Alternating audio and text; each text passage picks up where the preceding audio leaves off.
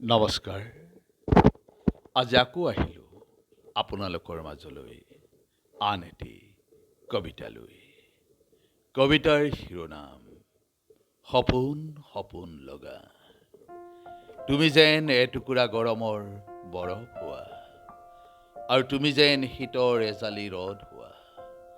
তুমি বহাগৰ কপৌ হোৱা, তোমাক দেখিলেই বহাগ নামি আহে। তুমি মৌ হোৱা ফুলত পৰিবলৈ, তোমাক দেখিলেই চঞ্চল হৈ মন। বাৰিষাৰ বান হৈ আহা তুমি, শীতৰ হিম হৈ সুমোৱা হৃদয়। বৰষুণ জাক অহাৰ কথা আছিল, বৰষুণত তুমি তিতাৰ কথা আছিল। তিতা চুলিৰ মিঠা সুবাস লোৱাৰ কথা আছিল। পিছে বৰষুণ জাক নাহিল। আহিল মাথো ধুমুহা, ভাঙি থৈ গ'ল মোৰ হৃদয়ৰ পজা।